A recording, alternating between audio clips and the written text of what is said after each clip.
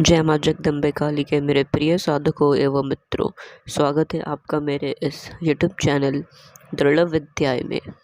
आशा करता हूँ माँ भगवती आप सभी का कल्याण करें और सभी की मनोकामनाओं को पूर्ण करें।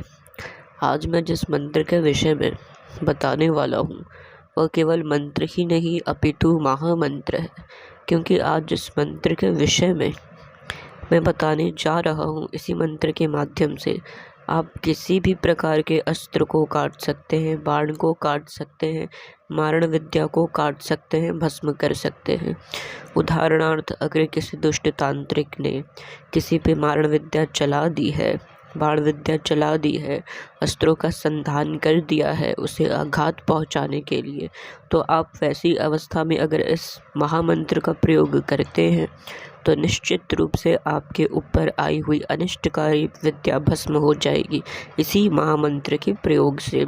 ठीक है, सर्वप्रथम तो आपको इस मंत्र को कंठस्थ करना होगा अच्छे से, ताकि मुख जुबान याद रहे आपको। ठीक है ना।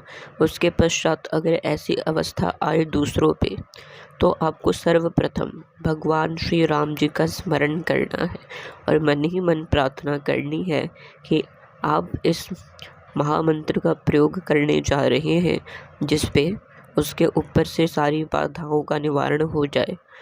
उसके पश्चात पहले इस मंत्र को अच्छे से धीमी आवाज़ में आप गुनगुनाते हुए 3 बार पढ़ते हुए 3 फूंक लगाएंगे उस रोगी के चेहरे पे। ठीक है ना, 3 फूंक लगानी है। उसके पश्चात जल के ऊपर 21 बार मंत्र अभिमंत्रित करके पीने के लिए दे देना है।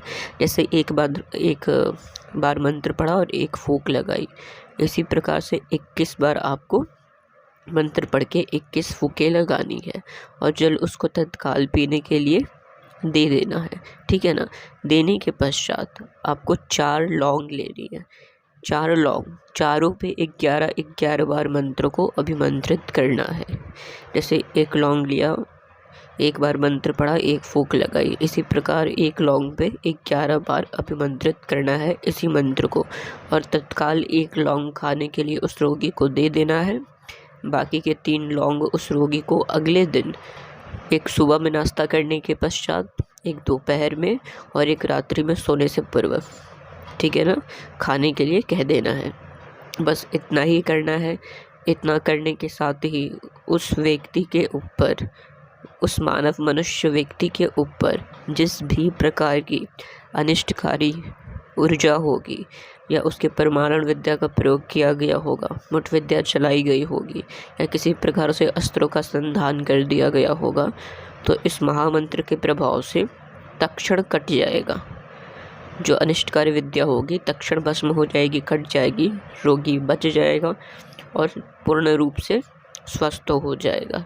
इस मंत्र में इतनी शक्ति है। और एक सबसे मुख्य बात भी मैं बता देता हूँ, ऐसे व्यक्ति, ऐसे मनुष्य जो राम नाम भजते हैं या राम भगवान की पूजा करते हैं या जिनके इष्ट ही राम भगवान हैं, वो अगर इस मंत्र का प्रयोग कर दें, एक बार ही प्रयोग कर दे मंत्र पढ़ के, जिस प्रकार से मैंने बताया है, एक बार ही अभिमंत्रित करके अगर इस मंत्र का प्रयोग कर दें तो तत्क्षण असर कर जाता है, तत्क्षण प्रभाव देखने को मिल जाता है। इसमें ऐसी शक्ति है। ठीक है, मंत्र जो है वो भी मैं पढ़ के बता देता हूँ धीमी गति में, ताकि आपको समझ में आ जाए। मंत्र इस प्रकार से है। युद्ध किए राम लक्ष्मण दुई भाई, वाल्मीकि ने मंत्र पढ़ी बाण जन्माई। बाण से बाण, कटे हुए बाण भरीषण, भरत चंद्रहास से कपय राम लक्ष्मण। आदेश मुनि वाल्मीकि की दुहाई, अमुक की परिव्यथा कटी जाई।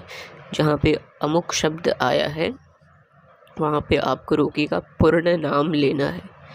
याद रहे, पूर्ण नाम टाइटल के साथ, जो टाइटल उसका लगता होगा उस व्यक्ति का पूर्ण नाम लेना है।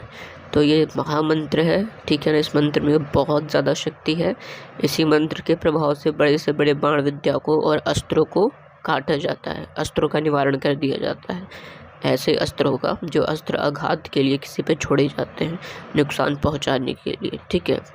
अगर कोई बात आपको समझ कहीं नहीं आई होगी, आप मुझसे पूछ लेंगे कमेंट बॉक्स में, मैं उसका उत्तर दे दूंगा।